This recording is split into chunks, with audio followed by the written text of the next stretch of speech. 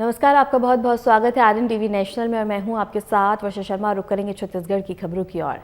मुख्यमंत्री विष्णुदेव साय की अध्यक्षता में रायपुर के सिविल लाइन स्थित मुख्यमंत्री आवास कार्यालय में कैबिनेट बैठक हुई है।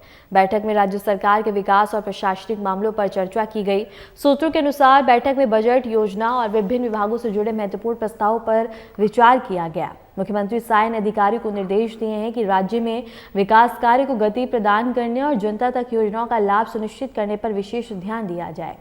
बैठक में राज्य के मंत्री और वरिष्ठ अधिकारी उपस्थित रहे। यह बैठक छत्तीसगढ़ सरकार की नीतियों और योजनाओं के क्रियान्वयन में अहम भूमिका निभाएगी।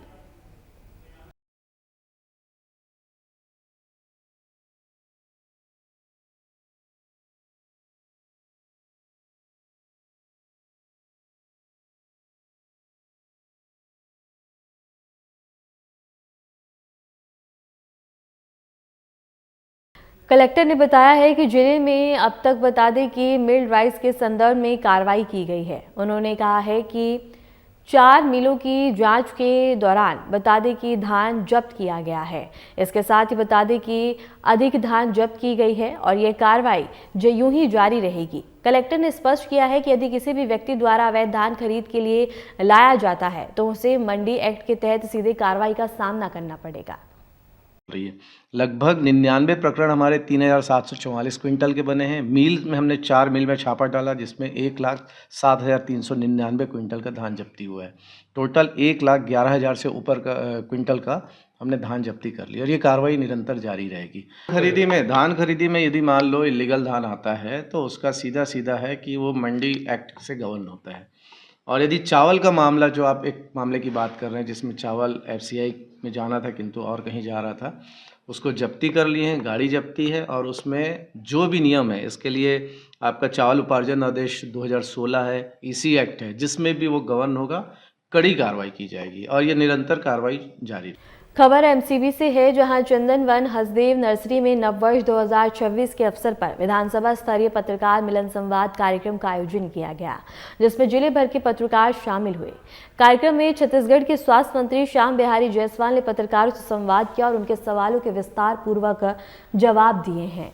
और स्वास्थ्य मंत्री ने कहा है कि क्षेत्र का विकास उनके लिए महत्वपूर्ण है और वे आने वाले 50 वर्षों के विकास रूपरेखा पर काम कर रहे हैं। उन्होंने पत्रकारों को बताया है कि पिछले 2 वर्षों में जनहित से जुड़े मुद्दों और व्यवस्थाओं को सुधारने पर विशेष ध्यान दिया गया है और पत्रकारों द्वारा उठाए गए हर मुद्दे को गंभीरता से लिया गया। मेडिकल कॉलेज से जुड़े सवाल पर मंत्री ने कहा कि मनगढ़ में लंबे समय से मांग की जा रही है कि मेडिकल कॉलेज की स्थापना पूरी की जा रही है। साथ ही उन्होंने बताया है कि मेडिकल कॉलेज परिसर में नर्सिंग कॉलेज की स्थापना भी की जाएगी। स्वास्थ्य मंत्री ने पत्रकारों को याद दिलाया है कि पत्रकार लोकतंत्र का सशक्त स्तंभ होने के साथ साथ उनके मतदाता भी हैं और उनके सुझाव और मुद्दे विकास कार्यों में अहम भूमिका निभाते हैं।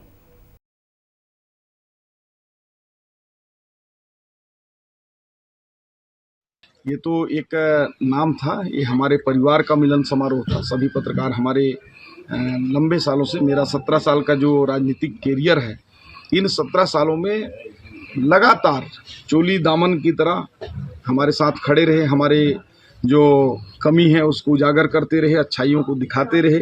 समय समय पर सोशल मीडिया या फिर प्रिंट मीडिया के माध्यम से क्षेत्र के समसामयिक मुद्दों पर उठाकर आज यहाँ तक अगर मैं सफ़र तय किया हूँ तो पत्रकारों की एक बड़ी भूमिका है।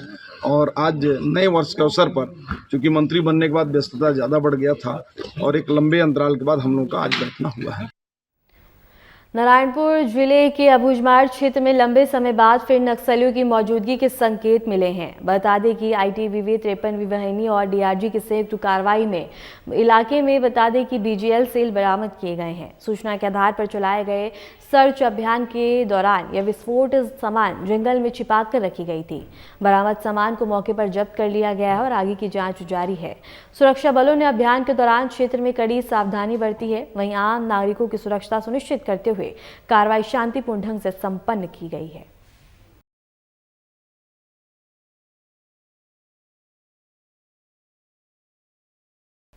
खबर कटघोरत से है, जहां छेड़छाड़ के गंभीर आरोप में थाने में पदस्थ एसआई शिव प्रसाद के खिलाफ एफआईआर दर्ज की गई है। शिकायत महिला की ओर से दर्ज कराई गई, जिसमें आरोप लगाया गया कि अवैध शराब मामले में उसके पति को जेल भेजने के बाद एसआई लगातार उसे परेशान कर रहा था। महिला ने बताया है कि एसआई फोन कर अश्लील बातें करता और दबाव बनाने की कोशिश करता था। इतना ही नहीं, एसआई ने महिला के घर में घुसकर जबरन छेड़छाड़ भी की है। पीड़िता ने घटना की जानकारी थाना प्रभारी को दी है। जिला पुलिस अधीक्षक ने मामले की गंभीरता को देखते हुए एसआई को तत्काल निलंबित कर दिया और जांच शुरू कर दी है।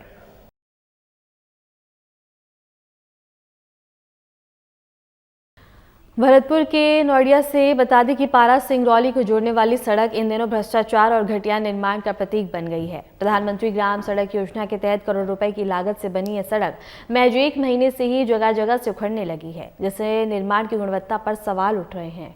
ग्रामीणों का आरोप है कि सड़क निर्माण में घटिया सामान का इस्तेमाल किया गया और जब परतें उखड़ने लगी तो ठेकेदार ने मिट्टी डालकर बता दें कि इस मामले को शांत कराया है। इसके चलते आवागमन में राहगीरियों को भारी परेशानी का सामना करना पड़ रहा है। स्थानीय ग्रामीणों ने जांच अधिकारियों पर भी गंभीर आरोप लगाए हैं कि शिकायतों के बावजूद मामले में निष्पक्ष जांच नहीं की जा रही है और ठेकेदार को बचाने के प्रयास हो रहे हैं। ग्रामीणों ने प्रशासन से मांग की है कि सड़क निर्माण की पूरी जांच कर दोषी ठेकेदार और अधिकारियों के खिलाफ कार्रवाई की जाए और सड़क का दोबारा गुणवत्तापूर्ण निर्माण कराया जाए। अब देखना होगा कि प्रशासन इस मामले में कब तक संज्ञान लेता है या सड़क भ्रष्टाचार की भेंट यूं ही चढ़ती रहती है।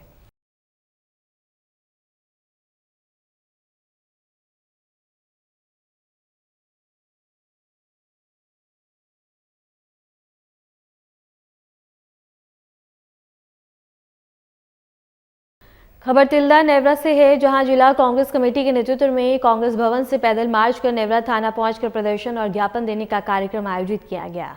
इस अवसर पर कांग्रेस भवन में पहले आवश्यक बैठक आयोजित की गई, जिसमें नवनियुक्त ब्लॉक अध्यक्षों अजितेश शर्मा और बलदाऊ साहू को शपथ दिलाई गई है।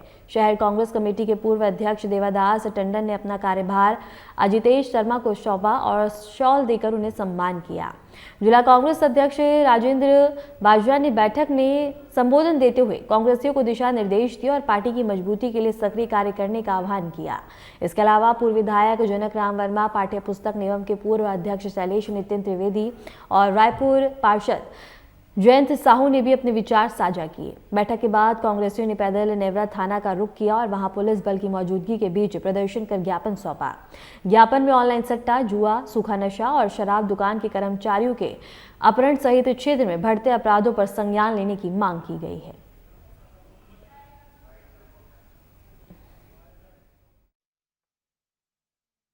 देखिए, हम आज तिल्दा में जिला कांग्रेस कमेटी रायपुर ग्रामीण की ओर से एक थाना हम लोग ज्ञापन भी देने आए, घेराव भी किए कांग्रेस कार्यकर्ताओं से और उसकी वजह से लगातार यहाँ पर आपराधिक घटना हो रही है।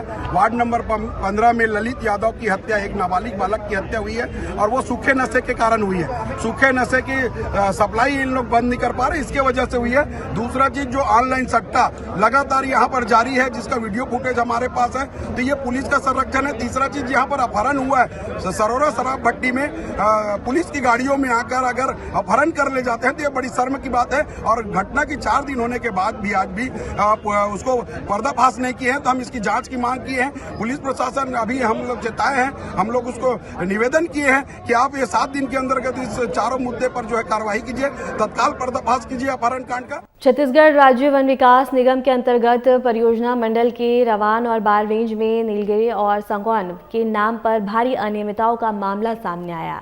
साल 2014 से 15 और साल 2015 से 16 में कक्षा में बता दें कि लाखों रुपए बजट स्वीकृत कर बडगांव क्षेत्र में नीलगिरी पौधों का रोपण किया गया था, लेकिन अब वर्षों बाद भी निगम को वन भोजन का उत्पादन नहीं हो रहा है। जानकारी के अनुसार हर साल खाद, बीज और रखरखाव के नाम पर लाखों रुपए का नुकसान किया गया। रोपित पौधे अब दम तोड़ते हुए नजर आ रहे हैं, जबकि जिम्मेदार अधिकारी और कर्मचारी केवल कागजों में ही जंगलों को हरा भरा दिखा रहे हैं। आरोप है कि निगम को होने वाले करोड़ों के नुकसान में उच्च अधिकारी और कर्मचारी भी शामिल हैं। ग्रामीणों और कर्मचारियों की शिकायत करने के बावजूद निगम के उच्च अधिकारी अनियमितताओं की वास्तविक जांच करने के बजाय मामले को बता दें कि टालते हुए नजर आ रहे हैं। फिलहाल के लिए छत्तीसगढ़ की खबरों में इतना ही, और ऐसी छत्तीसगढ़ी तमाम खबरों को जानने के लिए देखते रहिए RNTV नेशनल।